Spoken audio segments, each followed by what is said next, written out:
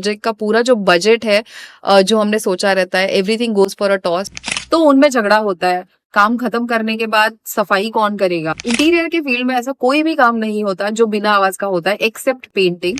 आई think एक सवाल जो लोग पूछते हैं कई बार कि वन पॉइंट कॉन्ट्रैक्ट होना चाहिए या मल्टीपल कॉन्ट्रैक्टर होने चाहिए। कई बार किसी को कोई इशू होता है ना, तो वो बंदे को डायरेक्टली बोलने की जगह पे लोग सोसाइटी ग्रुप पे अपलोड कर देते हैं। जल्दी जल्दी में काम स्टार्ट कर रहे हैं, इसके लिए रश में डिजाइन के लिए टाइम नहीं देना, तो ultimately they will get into this तू मैं। Hi everyone, welcome back to another interesting episode of our new series, The Home Renovation Survival Guide. In this video, we are going to talk about one of the most frustrating aspects of the entire process of renovation. Yes, आज इस episode में हम बात करने वाले हैं project timeline में जो डीलेज होते हैं उसके बारे में। कुछ ऐसे टास्क होते हैं जिनके लिए हमने सोचा होता है कि कुछ हफ्तों में ये हो जाएंगे, बट कुछ डीलेज हो जाते हैं, उन हफ्तों के महीने हो जाते हैं, और पूरा जो प्रोजेक्ट है जो एक डेडिकेटेड हमने सोचा रहता है कि इतने 3-4 महीने में हो जाएगा, उसको 6 महीने लग जाते हैं। और इस तरीके से प्रोजेक्ट का पूरा जो बजट है जो हमने सोचा रहता है, everything goes for a toss. Not just for the client but जो कॉन्ट्रैक्टर्स या आर्किटेक्ट्स या इंटीरियर डिजाइनर्स ये वीडियो देख रहे हैं वो भी अग्री करेंगे कि कोई भी प्रोजेक्ट डिले होने से I think it affects everyone, और प्रॉफिटेबिलिटी और फीजिबिलिटी होती है वो भी अफेक्ट हो जाती है। सो यस, ये एक बहुत ही इंपॉर्टेंट टॉपिक है और इस वीडियो में हम ऐसे कुछ टिप्स और ट्रिक्स की बात करने वाले, कुछ चीजों की बात करने वाले। अगर आप उनको चेक में रखें तो you will be mentally prepared for the entire process of renovation and you can plan it well. We divided the video in 5 parts and सबसे पहला design and prep work, then materials, then labour expectations and last is rules and regulations. Don't miss the last part of the video क्योंकि उसमें हम बात करने वाले हैं कि हम प्रोजेक्ट्स मैनेज करने के लिए क्या करते हैं। सबसे पहले design and prep work. As a designer मुझे हमेशा ऐसा लगता है और मैं हमेशा क्लाइंट्स को कहती हूँ कि जितना ज्यादा टाइम हम ड्राइंग डेस्क पे बिताएंगे वो बेटर है rather than rushing into the execution. ऐसे होता ये है कि साइट का जो प्रोग्रेस है वो डिजाइन से फास्ट होता है, और फिर एक ऐसी सिचुएशन में साइट आती है जहां पर साइट पे लोगों को लाइन नहीं है और आपका ड्राइंग रेडी नहीं हुआ है, which is a very bad situation to be in. And I have been in these situations very early in my career, जहां पर मुझे लोगों को ये बोलना बहुत मुश्किल होता था कि मुझे रश मत करो, डिजाइनिंग के लिए टाइम लगेगा।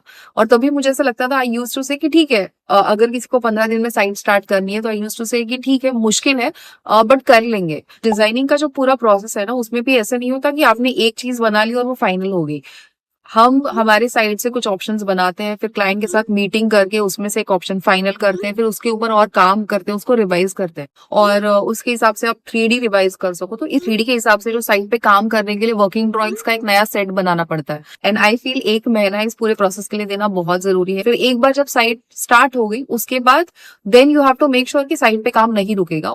The next point is materials, और मटीरियल्स के अंदर बहुत सारे इंपॉर्टेंट पॉइंट्स है। Let's start with material selection. So material selection करते वक्त एक चीज है जो आपको ध्यान में रखनी है कि आपको मटेरियल्स के लिए हम हमेशा वेस्टेज पकड़ते हैं, 10% एक्स्ट्रा पकड़ते हैं।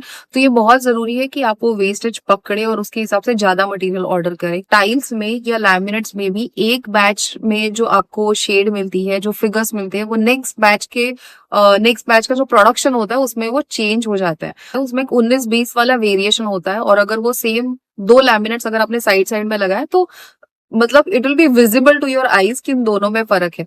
कई बार ऐसा होता है कि साइड पे आते आते मटेरियल टूट जाता है, लगाते वक्त कुछ टूट जाता है, तो इसके लिए टाइल्स के लिए भी इट इज नेसेसरी कि आप 10% वेस्टेज पकड़ के चलो। As I always say that's always a better situation to be in, क्योंकि अगर आपको मटेरियल कम पड़ गया तो मटेरियल ऑर्डर करना, उतने से मटेरियल के लिए जितना आपको वेट करना पड़ेगा, जो ट्रांसपोर्ट का एक्स्ट्रा पैसे आपको जो देने पड़ेंगे, उससे तो बेटर है कि आप थोड़ा मटेरियल पहले से एक्स्ट्रा ऑर्डर करके रखो। Second thing that you have to make sure कि जहां से आप मटेरियल ऑर्डर करने वाले हो तो वो जब डिलीवरी देंगे थे सामान का अनलोडिंग कौन करेगा? जो अनलोडिंग करेगा वहां से मेन आपकी जो लॉबी है या जो भी आपके लिफ्ट वाला एरिया है वहां तक मटेरियल कैसे लेके आएंगे, वो फर्स्ट कंसर्न होता है। फिर नीचे से ऊपर कैसे लेके आएंगे? कुछ बिल्डिंग्स में सर्विस लिफ्ट नहीं होती तो आपको स्टेयरकेस से सामान ऊपर चढ़ाना पड़ता है। तो इज दैट पॉसिबल? किचन के वगैरह जो बड़े स्लैब्स होते हैं, 10 फुट के स्लैब होते हैं, वो कई बार स्टेयरकेस इतनी कॉम्पैक्ट होती है कि उसको घुमाना पॉसिबल नहीं होता। ऐसे वक्त आपको उसको नीचे काटना पड़ता है। तो you have to make sure और यू हैव टू चेक कि कहीं पर ऐसी जगह है जहां पर वो 10 फुट की स्लैब रख सके। अगर रात को आपकी डिलीवरी आई तो रात को काटना पॉसिबल नहीं है, तो एक दिन उसको नीचे पार्किंग में या कहीं पे तो रखना पड़ेगा वो नेक्स्ट दिन ऊपर चढ़ाने के लिए। तो कहीं पर वो मटेरियल स्टैक करने की जगह है। सेकेंडली वहां पे इलेक्ट्रिकल का पॉइंट है जहां पर उसको काटा जा सकता है। थर्डली, अगर आपको लिफ्ट से सामान ऊपर लाना अलाउड है तो लिफ्ट के कई बार स्लॉट्स होते हैं, तो वो स्लॉट के हिसाब से आपको मटेरियल तभी ऊपर लाना पड़ता है। तो ये सारा जो है ना कि मटेरियल वहां से आपके घर तक आने तक there are so many ifs and buts कि अगर ये नहीं हुआ तो ये कैसे होगा, मतलब वो बंदे ने वहीं पे उतरना तो वहां से कौन लेके आएगा, यहाँ से लेके भी आए पर आपको स्लॉट ही नहीं है लिफ्ट का तो आप ऊपर कैसे लाओगे। तो इसमें बहुत टाइम डिले हो जाता है और ये किसी के कंट्रोल में नहीं होता। इसके लिए the only thing that you can do is कि कम्युनिकेट कि हर एक चीज कैसे होगी। मतलब ऐसे लगेगा कई बार कि ये स्टूपिड क्वेश्चन है कि सामान कहाँ तक आएगा, वहां से कौन लेके आएगा, बट ये स्टूपिड नहीं है। तो you have to make sure that you ask the right question. जो पूरा एक स्केड्यूल होता है हम जो बनाते हैं उसमें हम कब किसने कितना पेमेंट दिया था और अगर कोई एक्टिविटी डिले हो गई तो वो क्यों डिले हो गई, ये सारी चीजों को हम रेगुलरली ट्रैक करते हैं and we maintain a sheet. फिर वो एक्सपेंस की हो या एक्टिविटीज की हो, तो कोई चीज क्यों डिले हो गई वो उसमें देख के बता सकते हैं later on if you have to track things.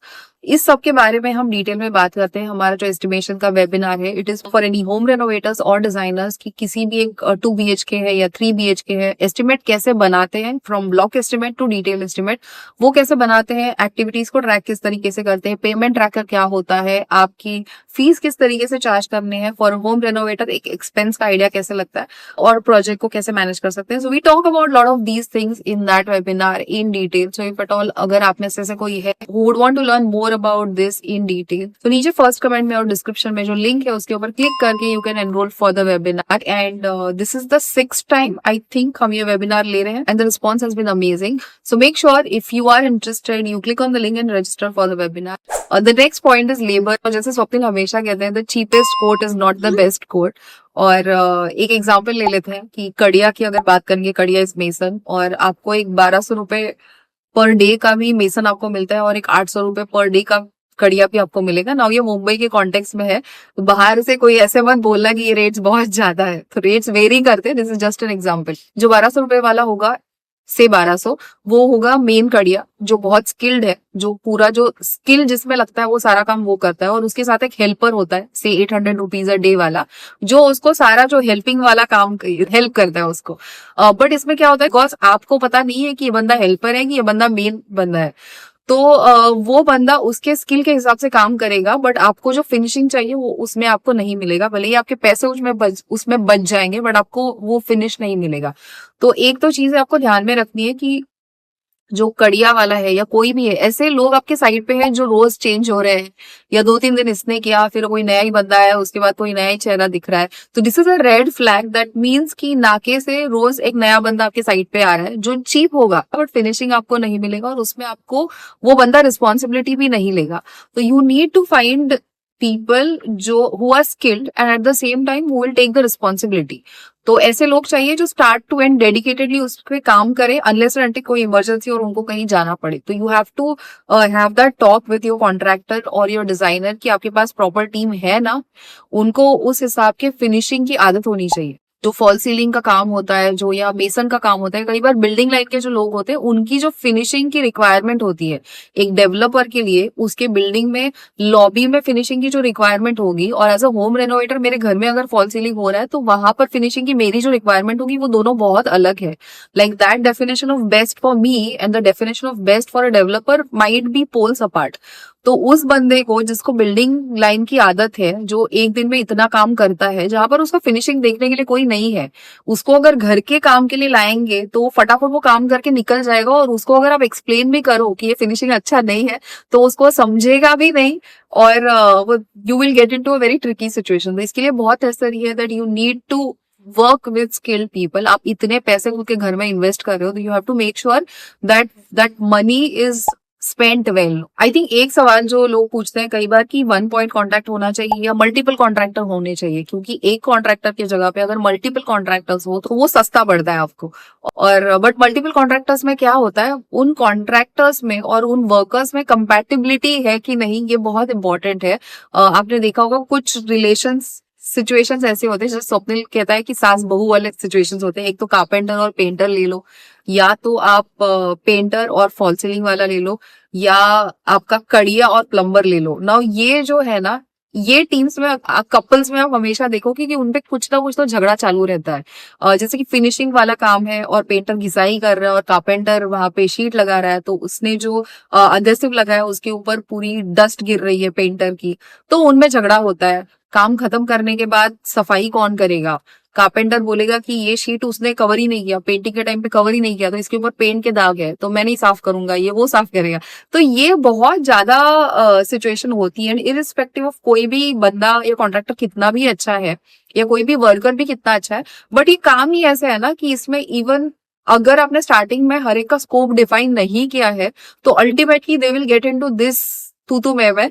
तो इसके लिए बहुत नेसेसरी है कि आई ऑलवेज फील कि एक सिंगल कॉन्ट्रैक्टर ले लो। वो आपको थोड़ा सा एक्सपेंसिव पड़ेगा compare to multiple contractors, but that person will take responsibility of everything. और ये दो लोगों के बीच में जो झगड़ा है कि ये कौन करेगा, उसमें आपको खुद की एनर्जी इन्वेस्ट करने की उसमें जरूरत नहीं पड़ेगी। Instead of calling 10 people in the morning, आपको सिर्फ एक कॉन्ट्रैक्टर को काम कॉल करना है, या तो आपको आपके डिजाइनर को कॉल करना है। That's it.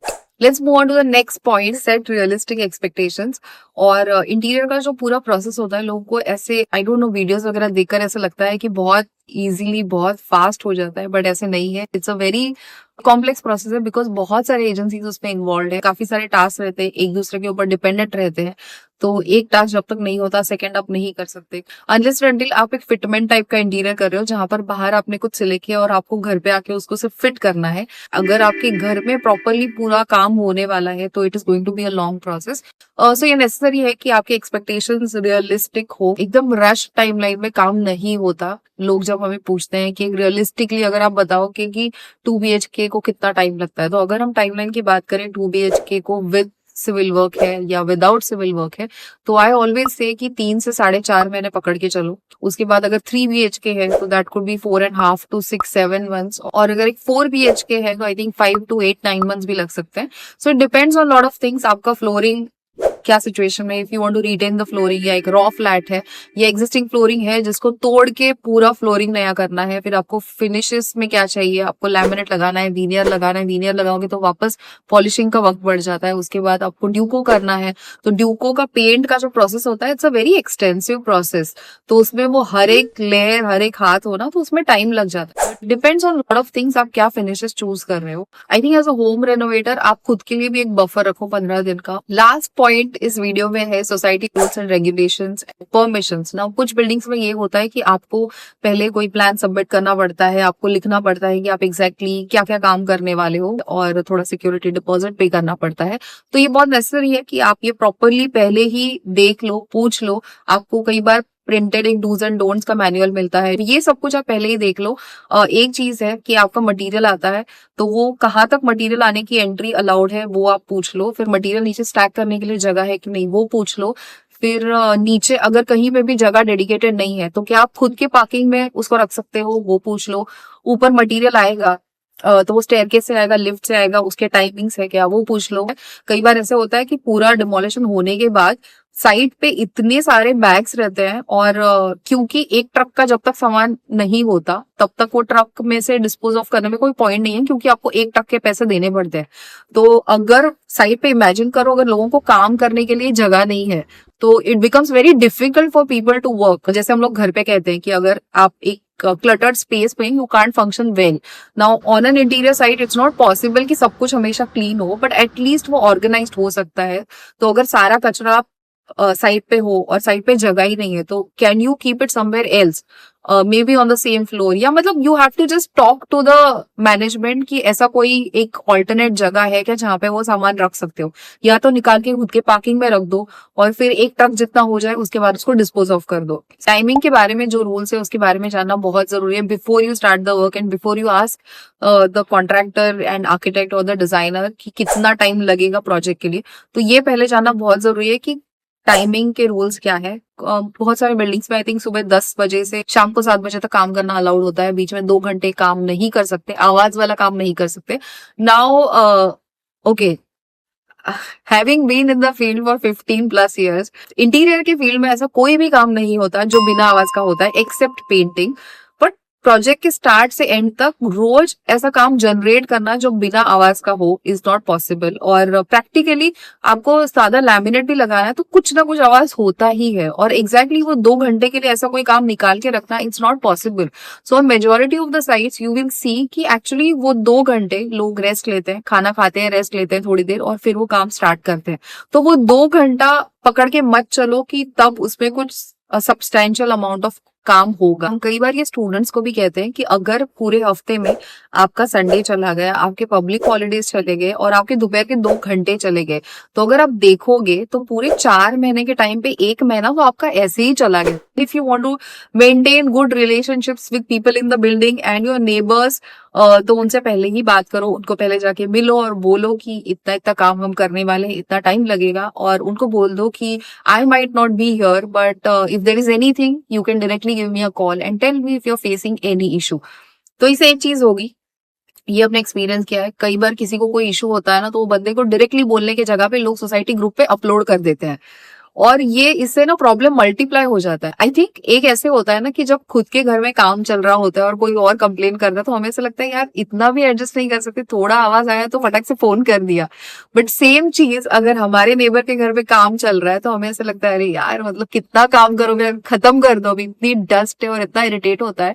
Even being a neighbour, आप लिफ्ट तक जाते हो और अगर आपके लॉबी में नीचे पूरी डस्ट है तो you will have this feeling कि अरे ये कब काम इनका खत्म होगा। और अगर आपके बिल्डिंग में कोई है जिसके फ्लैट का रेनोवेशन चल रहा है तो ये वीडियो उनके साथ जरूर शेयर करना। और even if you are that neighbour जिसके साइड में काम चल रहा है, या तो आप एक होम रेनोवेटर हो जिसके घर पे काम चल रहा है, I think both the parties need to be little understanding and mature in handling these kind of situations. As promised in the start of the video, before ending the video, I'm going to share few tips और tricks जो हम follow करते हैं that will help you with your renovation process. हम चीजें manage करने के लिए क्या करते हैं, आजकल with WhatsApp things have been really easy, communication बहुत ज्यादा आसान हो गया। सो हम क्या करते हैं, हम क्लाइंट के साथ डिफरेंट व्हाट्सएप ग्रुप बनाते हैं। एक जो ग्रुप होता है अकाउंट्स का ग्रुप, सेकंड हम एक डिजाइन ग्रुप बनाते हैं जिसमें भी talk about all the design decisions और डिजाइन शेयर करना, उसमें कुछ चेंजेस है, रेफरेंसेस है, सारा कम्युनिकेशन वहां पे होता है सो दैट वहां पे डिस्कस करने के बाद everyone is on the same page और कोई मिसअंडरस्टैंडिंग उससे नहीं होता। थर्ड हमारा एक ग्रुप होता है जो है एग्जीक्यूशन वाला ग्रुप, जहाँ पे सारे जो एग्जीक्यूशन टीम में लोग हैं, साइट पे काम करने वाले, फिर कारपेंटर की टीम हो, मेसन की टीम हो, पेंटर की टीम हो, तो सारे लोग उस ग्रुप में होते हैं और एक अकाउंटेबिलिटी होती है उससे, क्योंकि end of the day everyone has to write आज साइट पे क्या हुआ है, अगर कोई चीज नहीं हुई तो क्यों नहीं हुई, अगर प्लम्बर का कोई काम है वो होना था, वो अगर नहीं हुआ तो वो वहां पे लिख सकता है क्योंकि कड़िया का काम नहीं हुआ। सो बेसिकली जो ब्लेम गेम बाद में होता है वो तभी के तभी हो जाता है and things resolve faster, so that way you are in loop even if you are not actually present on site and you are constantly updated. Yes, I think this was a very long video. I'm not sure at this point कि ये video edit करने के बाद कितना लंबा होने वाला है, but yeah, this was a wonderful second power packed episode and yeah, like the last time, if you all have any suggestions कि आप कौन से टॉपिक के ऊपर वीडियो देखना पसंद करोगे तो नीचे कमेंट्स में जरूर लिखना। एंड मुझे बताओ आज के वीडियो में ऐसा क्या था जो आपको बहुत अच्छा लगा, या कोई नई चीज जो आपने आज इस वीडियो से सीखी हो उसके बारे में भी जरूर बताना। जाने से पहले अगर आपके पहचान में ऐसे कोई फ्रेंड्स है, रिलेटिव्स है जो होम रेनोवेशन के प्रोसेस से जा रहे हैं या जिनको इंटीरियर डिजाइन में इंटरेस्ट है, उनके साथ ये वीडियो जरूर शेयर करना। मिलेंगे जल्द ही एक न्यू और इंटरेस्टिंग एपिसोड को लेकर, तब तक के लिए बाय।